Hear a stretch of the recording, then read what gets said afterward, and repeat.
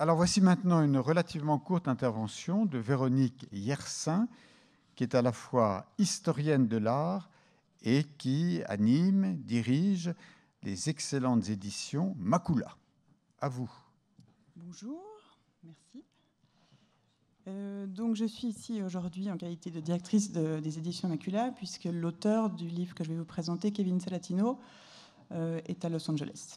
Il a écrit un magnifique livre, enfin je peux le dire puisque ce n'est pas moi qui l'ai écrit, qui s'appelle Art incendiaire, la représentation des feux d'artifice en Europe au début des temps modernes. Et donc c'est, merci, de ce livre dont je vais vous parler. Alors je vous ai préparé la première image que vous voyez. Ah ben non, c'est là-dessus. Qui est une gravure de Nicolas de Larmessin, qui est un habit d'artificier et qui sert de frontispice à ce livre. C'est une gravure qui date de 1690 et qui fait partie des costumes grotesques. Donc je l'ai trouvé assez drôle pour commencer à vous parler de tout ça. Donc les éditions Makula, pour ceux qui ne connaissent pas, très très vite, c'est de l'histoire de l'art, on va dire. Et nous avons créé l'année passée une collection qui s'appelle Pas de doigts, avec un premier livre de Michael Jacob, Poétique du banc. Et cette collection Pas de doigts a été imaginée pour prendre des petits chemins de traverse et pour investiguer en somme les marges. Et là, donc le premier titre sur le banc, donc B-A-N-C, et le deuxième titre est celui de Kevin Salatino, Art incendiaire, et l'idée était d'observer ces fameux feux d'artifice. Donc Kevin Salatino a écrit ce livre en 1997, alors qu'il était conservateur du département des arts graphiques au Getty Research Institute, et nous l'avons traduit au début de cette année. Pour reprendre ses propos au début du livre, ça n'est pas un livre sur l'histoire des feux d'artifice, ça n'est pas non plus un livre qui va vous expliquer comment et où est né le feu d'artifice. C'est un livre qui traite uniquement des représentations des feux d'artifice. Et il a choisi ce très beau titre, Art incendiaire, et il a divisé ce livre en deux chapitres, qui s'intitulent, donc le premier, La culture des feux d'artifice, qui explique réellement la façon d'appréhender les feux d'artifice, la façon de les utiliser, et la façon surtout évidemment de les représenter. Et la deuxième partie de ce livre, ça s'intitule Les feux d'artifice et le sublime, où il propose de faire un lien en fait avec Edmund Burke, qui a écrit ce livre en 1757 à Londres, Recherche philosophique sur l'origine de nos idées du sublime et du beau, et qui va codifier en somme l'idée de la terreur et du plaisir. Alors ce n'est pas le premier à faire ce lien entre la peur et le plaisir, mais c'est le premier à codifier ça vraiment avec un sublime poétique, un sublime politique, un sublime éruptif, et c'est en cela que Kevin Salatino fait un lien avec les feux d'artifice entre le XVIe et le XVIIIe siècle en Europe. Donc, pour que vous compreniez bien le propos de ces représentations de feux d'artifice, il faut savoir que les feux eux-mêmes sont, à cette époque-là, une sorte d'apothéose des fêtes qui sont données dans toute l'Europe et qui peuvent être données pour toutes sortes de choses. Ça peut être des célébrations de mariages royaux, des couronnements, des traités de paix, ou alors des visites officielles, ou toutes sortes de choses qui ont une importance pour le royaume. Ces fêtes, la plupart du temps, durent plusieurs jours. Et le feu d'artifice, évidemment, se trouve être l'apothéose de ces fêtes. Alors, c'est le point culminant, c'est à la fois le moment où tout se dénoue et tout se passe. Mais pour que ces feux puissent trouver une bonne place, évidemment, ils sont inscrits dans une sorte de décor. Donc, je ne sais pas si vous connaissez bien les fêtes de ces siècles-là, 16e, 17e, 18e, mais tout à coup, on se prenait à décorer les villes entières. C'est-à-dire qu'on fabriquait tout à coup des rochers en carton, des volcans, toutes les façades des maisons étaient décorées. Il y avait sur les rivières, s'il y en a, des galères, tout à coup toutes sortes de choses assez extravagantes. Et le feu d'artifice venait couronner toutes ces fêtes-là. Donc il faut comprendre aussi une chose, c'est que ces feux étaient vraiment fabriqués, imaginés pour démontrer la force et la puissance d'un roi ou d'un royaume. C'est vraiment l'idée d'asseoir une autorité. Or, il y a un petit problème qui se pose à ce moment-là, c'est que si il y a des spectateurs qui vont voir ces feux d'artifice ou ces fêtes. La plupart du temps, on a quand même beaucoup de mal à garder des traces de tout ça. Et c'est là que c'est de ça dont traite tout ce livre. C'est comment est-ce qu'on va essayer de garder une trace de ces événements, comment est-ce qu'on peut essayer de représenter quelque chose qui est aussi fugace et volatile qu'un feu d'artifice. Alors l'idée de fixer ces images est vraiment est très importante parce que c'est la trace de ces festivités et surtout ces images et les textes qui vont accompagner les images vont être distribués à travers toute l'Europe. Donc ça, ces petits livrets, on les appelle comme ça, ou ces livres illustrés, vont être offerts à d'autres rois pour prouver évidemment que celui qui vient de célébrer quelque chose le fait bien mieux, de façon bien plus grandiose que quelqu'un d'autre. Et donc, sur 200 pages, Kevin Salatino va explorer toutes les stratégies narratives et visuelles que les artistes, donc les artistes graveurs pour la plupart du temps, vont imaginer pour fixer cet événement qui est pratiquement impossible à restituer, tellement c'est rapide. Donc avant de vous présenter quelques images, je voudrais simplement vous dire 2 mots sur les écrits qui accompagnent en général ces gravures, pour que vous compreniez aussi, parce qu'il étudie toutes les sources, et donc évidemment on a les comptes rendus officiels, on a également des choses assez drôles qui sont par exemple tous les intendants qui vont devoir calculer le coût de ce genre de fête, et le coût spécifiquement des feux d'artifice, puisque évidemment c'est très très cher. On a des recensions, des gazettes, mais pour la plupart du temps, tous ces textes officiels, évidemment, sont très, très, très élogieux. Donc ce qui est plus intéressant, c'est de lire ou les journaux intimes ou les correspondances entre des spectateurs. Et là, il y a 2-3 personnes assez importantes, notamment Jean de La Fontaine, Horace Walpole et Madame Desfonds, qui vont s'échanger des lettres par rapport à leurs impressions sur les festivités auxquelles ils ont assisté. Étant donné que c'est la saison des feux d'artifice, vous avez peut-être remarqué que c'est quand même très très difficile de parler d'un feu d'artifice ou de le raconter. Donc c'est pas seulement difficile de le rendre en image, mais c'est aussi très difficile de l'expliquer à quelqu'un. Donc je vais vous lire simplement le témoignage justement de Jean de La Fontaine, qui décrit un feu d'artifice pour les festivités à Vaux-le-Vicomte en 1616. « Figure-toi le tintamarre, le fracas et les sifflements, qu'on entendoit à tout moment. De ces colonnes embrasées, il renaissoit d'autres fusées, ou quelques autres effets de cet art, et l'on voyait régner la guerre entre ces enfants du tonnerre, l'un contre l'autre combattant, voltigeant et pirouettant, faisant un bruit épouvantable. » Alors, c'est tout un vocabulaire de la guerre qui est utilisé, bien qu'on soit dans l'idée du divertissement. Mais c'est assez important ça m'intéressait de vous lire ce petit fragment de lettre, puisque ça représente vraiment le chaos. Et ce chaos va être très important, puisque l'idée de la royauté, c'est de maîtriser ce chaos. Donc je vous ai fait une petite sélection, parce qu'il y a plus de 80 images dans le livre, donc il y en a une petite dizaine, mais qui vous donneront peut-être un aperçu justement de ces fameuses stratégies que les artistes vont essayer de mettre en œuvre afin de représenter un des moments du feu d'artifice. Donc la seule chose, c'est que pour vous donner les titres, c'est en général à rallonge, donc je vais devoir les lire parce que c'est quand même plus facile. Donc l'image qui est devant vous, pour la plupart des artistes, malheureusement, nous n'avons pas de nom ou nous n'en sommes pas sûrs, donc la plupart sont anonymes. Donc l'image que vous avez devant vous, c'est une machine à feu d'artifice en forme de Montparnasse. Et cette fête a eu lieu à Parme en 1658. Et là, vous voyez que, par exemple, ils ont imaginé qu'il y a ce Montparnasse qui a été fait tout en carton, hein, tout était peint, et tout autour, toutes ces fusées sont en train d'exploser en même temps. Mais c'est vraiment le moment, enfin, ils ont saisi le moment où la fusée part et n'a pas encore, ne fabrique pas un dessin, ne nous propose pas autre chose que cette fameuse explosion. Alors ensuite, c'est un très beau feu d'artifice. Alors le graveur est connu cette fois, c'est Pierre Fabre.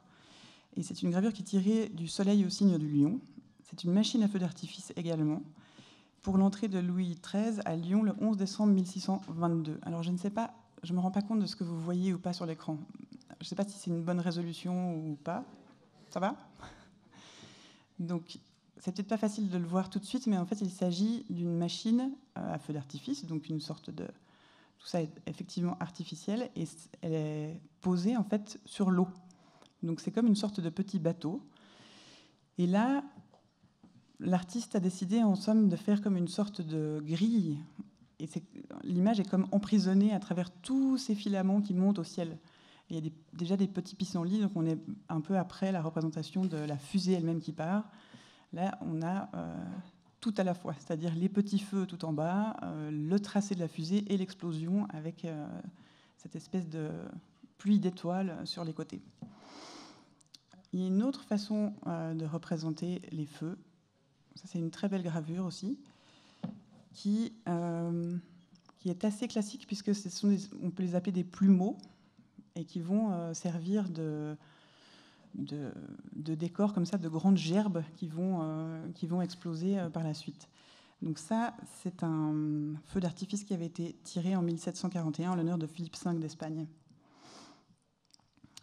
Ensuite, je vais vous montrer encore celle-ci. C'est un autre moment, en somme, du feu. C'est un peu le problème que tous ces artistes vont avoir, c'est quel est le moment qu'il faut représenter pour donner une idée de l'événement qui a eu lieu, en fait.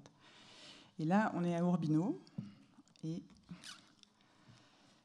c'est une machine à feu d'artifice érigée en l'honneur du pape Clément XI, vers 1700 à peu près.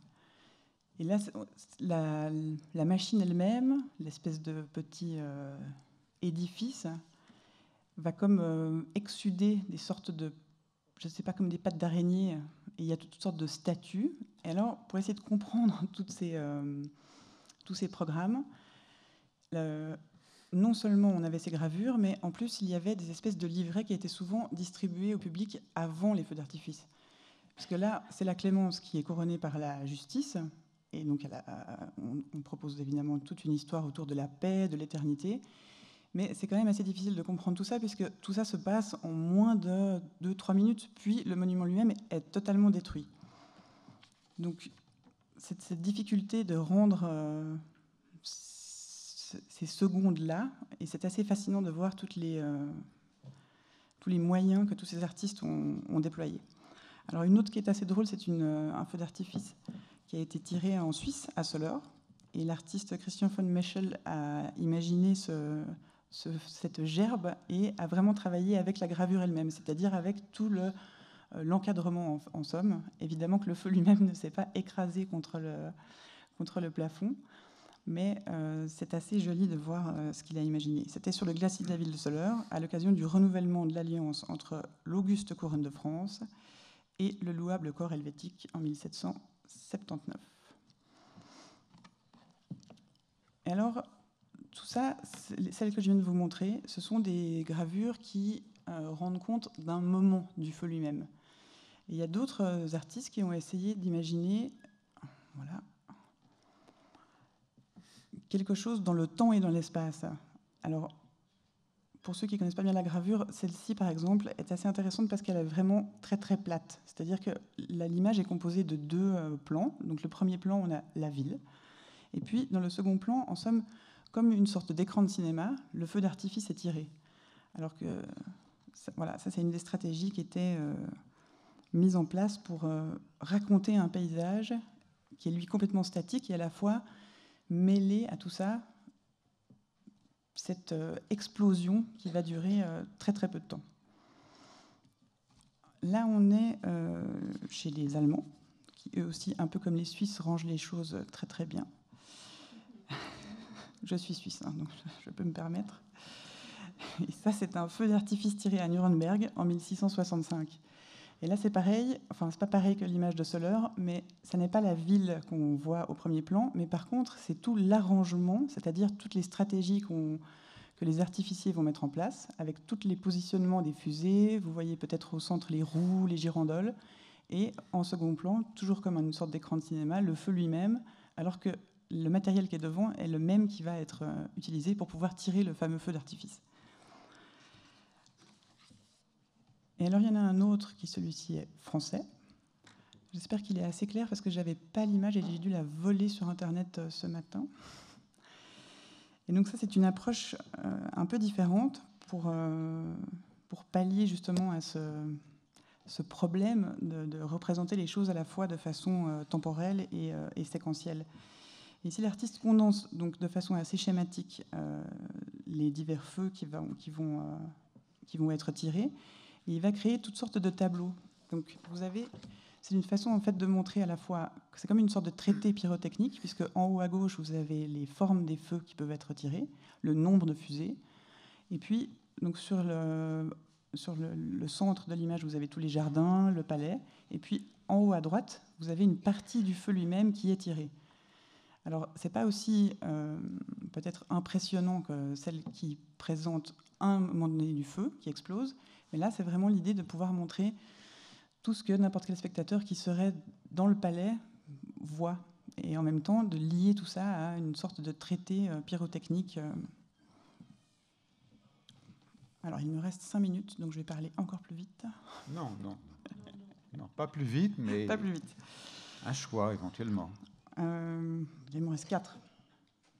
Alors, si j'ai 5 minutes, j'aimerais alors vous faire comprendre peut-être une chose qui est vraiment importante de ce que j'ai dit tout à l'heure, c'est que si certains artistes imaginent de choisir un seul moment de ce feu pour être représentatif de toute la fête qui, elle, parfois pouvait durer plus d'une semaine, tous ces événements-là sont vraiment liés, même si tout ça est offert au public, donc aux citoyens. Donc c'est une notion de plaisir esthétique de ces feux d'artifice. Donc on n'est pas dans le registre de la guerre. Mais par contre, c'est un enjeu économique et politique qui est très très fort pour le roi et la royauté. D'abord parce que c'est une arme de choix de faire ces fêtes-là, mais surtout de les rendre après public, donc de les représenter et de les rendre disponibles. Alors, bon, on va passer celle-ci. Hop. Et on va peut-être prendre celle-là qui est assez parlante par rapport à ce fameux système de pouvoir dont je vous parle. C'est une gravure. Alors, attendez, je vais juste trouver la page. Qui a été réalisée par Simone Felice. Et c'est donc les feux d'artifice à la Trinité des Monts, à Rome, pour célébrer la convalescence de Louis XIV en 1687. Donc on est à Rome. On est à Rome, et donc c'est très important, parce que c'est donc évidemment la ville de l'Éternel, et l'idée même de déclarer au monde, enfin de déclarer d'abord à Rome, mais donc au monde, la convalescence du roi Louis XIV, c'est en termes de propagande politique, c'est complètement fou. Et évidemment, ça ne pouvait pas mieux tomber que de le faire à ce moment-là. Alors cette gravure-là est encore plus compliquée que les autres. Et ce que vous voyez donc devant, ce sont les spectateurs qui sont dans les tribunes. Puis on voit tout au fond donc l'église de la Trinité, qui, elle, est surmontée d'une sorte de grande girandole où les feux d'artifice ont déjà explosé, et c'est ce qui crée une sorte de parachute que vous voyez peut-être en haut. Et donc ce parachute, ou ce feu d'artifice qui a été rendu en forme de parachute, est vraiment là pour expliquer qu'en somme, la France, puisque c'est la France, enfin Louis XIV, va être protégée de tout, en somme, et que le roi vient de guérir, et que donc il peut renaître au monde.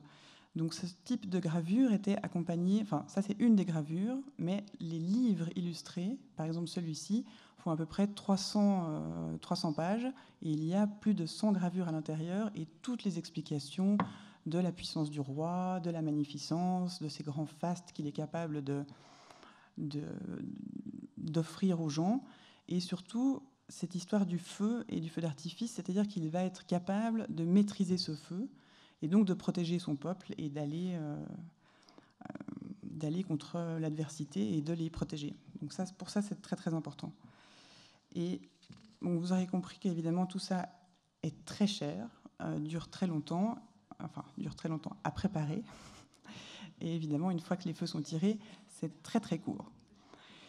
Alors il y a encore deux choses que j'aimerais vous dire, c'est que d'abord il y a une difficulté quand on lit toutes les recensions, tous les témoignages qu'il y a autour de ces feux d'artifice, et quand on regarde toutes ces gravures qui sont magnifiques, c'est que parfois, on a quand même du mal à faire le lien entre les choses.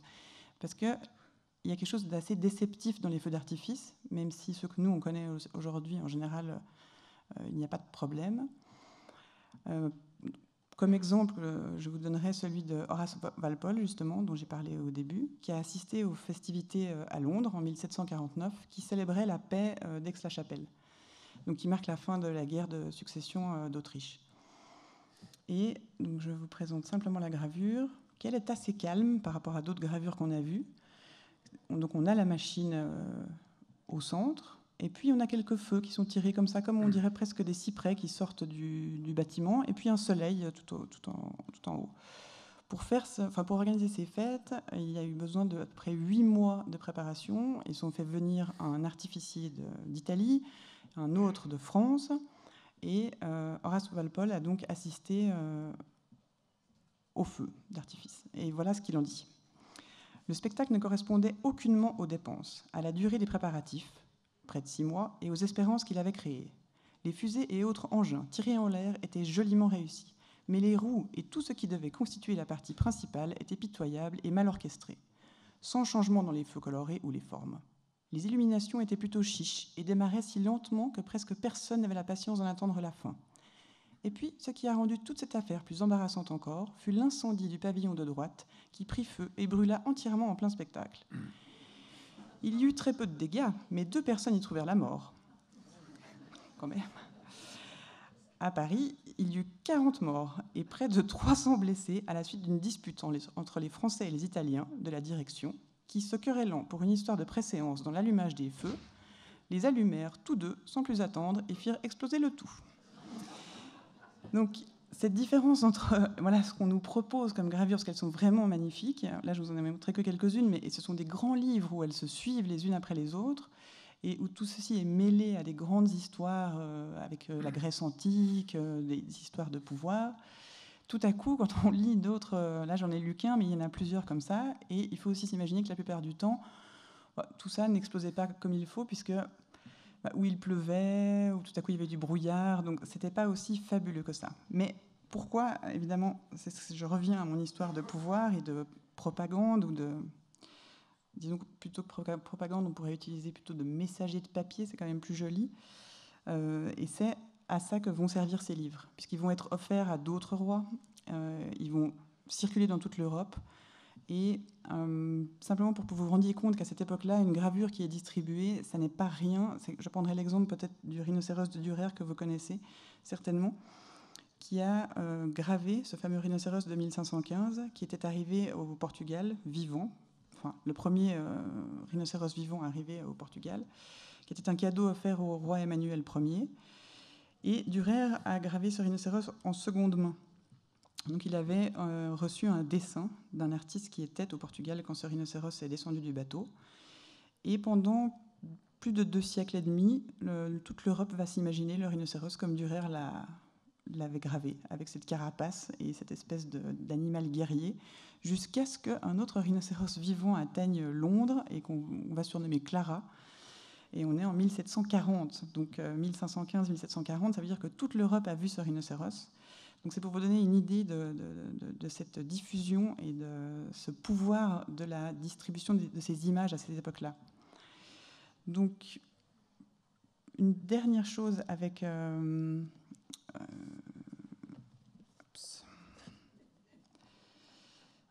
vous donne quand même le titre de celle-ci. Hop. Il est beau, hein ? Alors, on ne connaît pas le nom du graveur. Mais c'est une machine à feu d'artifice représentant le Vésuve, érigée à Bologne pour la visite de Ferdinand, roi de Naples et de Sicile, le 2 juin 1785. Et donc je prends ce dernier exemple pour vous dire encore que ce n'est pas seulement le feu d'artifice ou le feu lui-même que le roi prétend maîtriser quand il offre tout ceci à ses citoyens, mais c'est également la nature, puisque une des machines qui va avoir grand succès au XVIIIe siècle, c'est le Vésuve, ou l'Etna, et qu'on va tout à coup représenter des volcans, et que c'est à l'intérieur de ces volcans que les feux vont exploser. Et ça, c'est une très belle manière noire qui rend très très bien ce feu d'artifice. Et donc une toute dernière, on va appeler ça le final. Je ne sais pas si vous voyez mieux celle-ci ou celle-là. Celle-là. Alors voilà, ça c'est une que j'aime beaucoup. Ça n'est pas un feu d'artifice qui représente, enfin, ça n'est pas une image qui représente un feu d'artifice réel. C'est en fait un traité de pyrotechnie. Et c'est une naumachie. Et je pense que là, en termes de chaos, c'est assez magnifique.